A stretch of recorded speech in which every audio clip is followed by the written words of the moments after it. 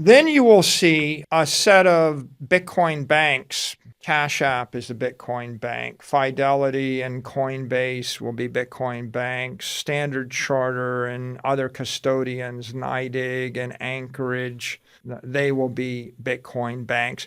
You'll probably see 10,000, 20,000, 50,000 Bitcoin banks. The average transaction size is going to go to 2,000, then 20,000, then 200,000, then 2 million, then 20 million.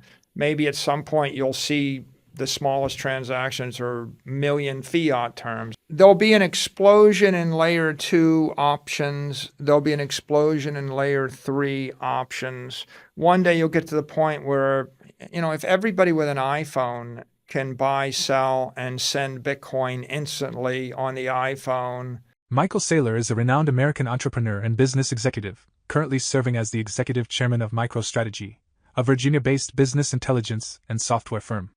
In August 2020, MicroStrategy adopted a Bitcoin standard with an initial purchase of $250 million worth of Bitcoin, citing the constant debasement of fiat currencies and other global macroeconomic factors as reasons for the decision. Since then, MicroStrategy has continued to increase its holdings of the leading cryptocurrency by market cap. According to a recent Twitter post from Saylor, MicroStrategy has acquired an additional 11,931 Bitcoin for approximately $786 million, using proceeds from convertible notes and excess cash. Each Bitcoin was purchased for approximately $65,183, bringing MicroStrategy's total Bitcoin holdings to 226,300 BTC at an average price of $36,719 per Bitcoin. Despite recent price movements, which have seen Bitcoin drop from a peak of over $73,000 in March to its current price of $61,800, Saylor remains optimistic about Bitcoin's future. He envisions a time when Bitcoin will form the basis of the global economy and financial system after the inevitable collapse of the current fiat monetary system. Saylor firmly believes that Bitcoin's true scarcity, backed by the most powerful computing network in the world, will drive its adoption worldwide among institutions and sovereign nations.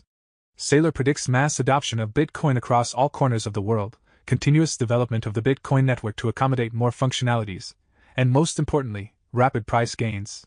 He sees Bitcoin as a transformative asset that will fundamentally change the world as we know it today. Stop. You don't have time. Don't miss out this 2025 bull run. Educate yourself first ahead of the crowd. We have created the ultimate step-by-step crypto cheat guide that will guide you this bull run. Unlock the secrets of crypto and make smarter investments today.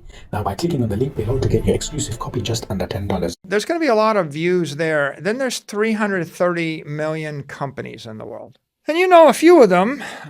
There's Apple. When Apple encounters Bitcoin, and they're one of the more important companies in the world, 1 billion people rely upon them. When Apple encounters Bitcoin, I think they may look at it and think, well, wait a minute, Bitcoin, multi-signature, cloud, what if we actually make the Apple Watch a signing device and combine it with the iPhone and combine it with the third signing device on a laptop, and then we do something with the cloud and Apple becomes a bank that has hundreds of billions of dollars of assets in it, and we secure that via the Apple Cloud. And I suppose if Apple does that, then Google will take a different view. Well, we don't want Apple to do that. We want that to be done in Android. And at some point, Samsung will say, well, wait a minute, Samsung phones are used for Android, and we can put the secure element in that, and we'll take a different view. And at some point, you're going to have Qualcomm say, well, wait a minute, we provide the chips that are used in these phones, and maybe our chip, maybe it ought to have a Bitcoin miner in it, or maybe our chip ought to have a secure element to store your cryptographic keys so that our chip can be the right signing device. And then you're going to have all the Chinese companies, and the Chinese government will say, well, maybe we don't want Apple and Google to do this, and we want our companies, Huawei, to do this. And so you're going to have governments that'll take a view. You're going to have companies that are going to take a view. You're going to have other companies like Block, and Block is going to say, well, we want to be better than Apple or Google, and so Block will ship the BitKey, and Block will embed Bitcoin support into Cash App, and Block will do that in the United States. But Block doesn't operate in China, and there's going to be a company in China, and they're going to think, well, maybe we'll just copy what Block does. and we'll just do it in China.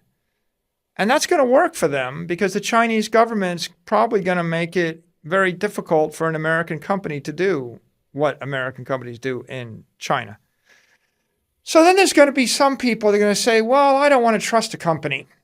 When you actually buy a Cold Card or you buy a Trezor or a Ledger, you're trusting a company. So what do you mean by not trust a company, right?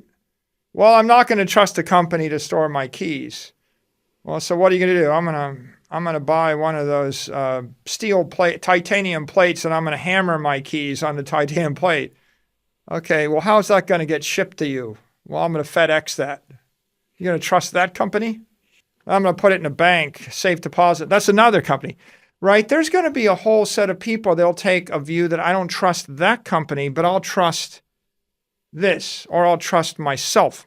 And that's going to evolve, right? I actually think, how does Bitcoin scale?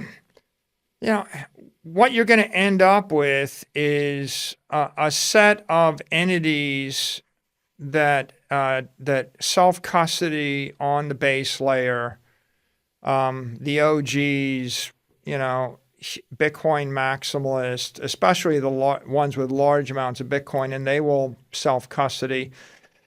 Then you will see a set of Bitcoin banks. Cash App is the Bitcoin bank. Fidelity and Coinbase will be Bitcoin banks. Standard Charter and other custodians, NYDIG and Anchorage, they will be Bitcoin banks.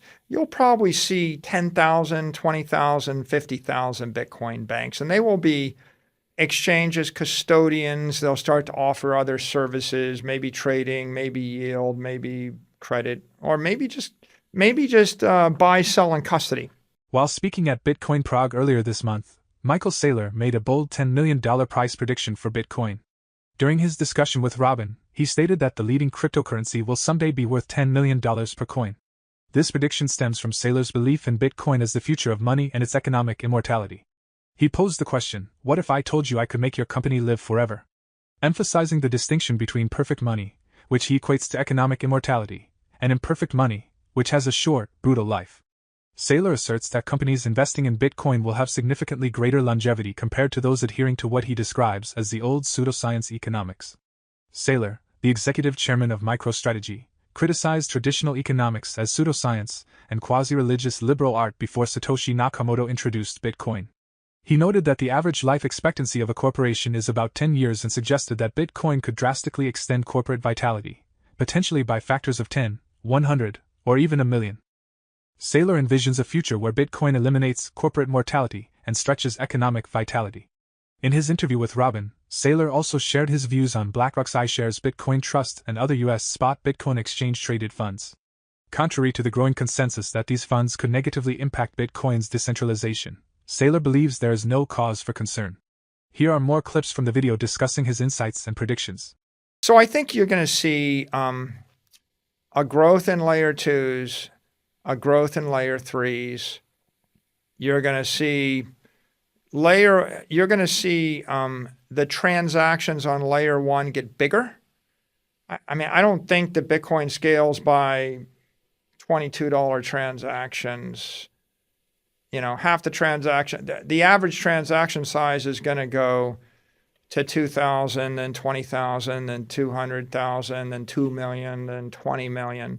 Maybe at some point you'll see, the smallest transactions are, million fiat terms. I mean, in Bitcoin terms, who knows? But you'll see the transactions get much larger on the base layer. You'll see the fees will go up. The block rewards will go down. Right? There'll be an explosion in layer 2 options. There'll be an explosion in layer 3 options. One day you'll get to the point where, if everybody with an iPhone can buy, sell, and send Bitcoin instantly on the iPhone, right? You might see 1 billion transactions a day on that layer 3 network. And how will that integrate with Google and everything else? Who knows? I think there'll be layer 4s. One way that the Bitcoin is scaling right now is with the ETFs. So what is an ETF? You know, an ETF is wrapped Bitcoin in a way. It's like I can send you a share of IBIT, and they're moving 500 million to $1 billion a day in transaction fees. So you're talking $250 billion or $300 billion a year in transactions in the IBIT network. Okay, so if I said I got an app and people are going to do $300 billion of payments on it, you would think that's scaled. Well, some people don't like certain types of scaling. They'll be like, there are Bitcoiners that don't like the idea that there's money flowing into ETFs. But what I would say is 95% of the economic benefit from the arrival of the ETFs has gone to the Bitcoiners that don't have ETFs, that disagree, right? If you disagree with the ETF, if you think that's a bad idea and you didn't buy one, you made 20 times as much money in the last 5 months as the people that disagree with you and bought the ETF. So if your enemy just gave you 20 times as much as they just got and everybody benefited, are they really your enemy? Right? That doesn't seem like it, right? Bitcoin went from 30,000 to 65, 70,000. All the people that don't like the ETFs are the beneficiaries. 95% of the Bitcoin isn't in the ETFs. In fact, if you look very closely, I think, there's maybe 1 million Bitcoin in the ETFs, but there was 650,000 Bitcoin in Grayscale before the ETFs. So there's probably only net 1% of the Bitcoin has net flowed into the ETF, but the price of Bitcoin doubled, which is worth $700 billion. So if I were looking at that, I could say, well, it looks like $693 billion of economic energy went to people that hate the ETFs because of the ETFs, right? So you see, it's not something to fear. In other news, the defunct Bitcoin exchange MTGOX will start distributing assets stolen in the 2014 hack next month. According to a recent announcement on the exchange's website, the repayments will be made in Bitcoin and Bitcoin Cash starting from the first week of July 2024. The rehabilitation trustee will conduct due diligence before each payment is processed. As expected, this news rattled the markets, with Bitcoin prices dropping below $61,000 in the early hours of Monday. In May, the exchange moved over 40,000 BTC, worth around $9 billion, from cold wallets to an unknown address in 13 transactions, marking the first on-chain wallet movements in 5 years. After years of delays, early investors affected by the hack will finally receive their Bitcoin at a much higher price than when they originally bought it. Many believe that these investors will sell their Bitcoin almost immediately after receiving the payments, which could negatively impact prices, even if only temporarily. How do you think the distribution of the stolen assets will affect Bitcoin and the overall crypto market? Please share your thoughts, as well as your comments on Michael Saylor's interview, in the comments section below. For more Daily Dose Crypto news, check out these 2 awesome videos on your screen. Click now and we will see you on the next video.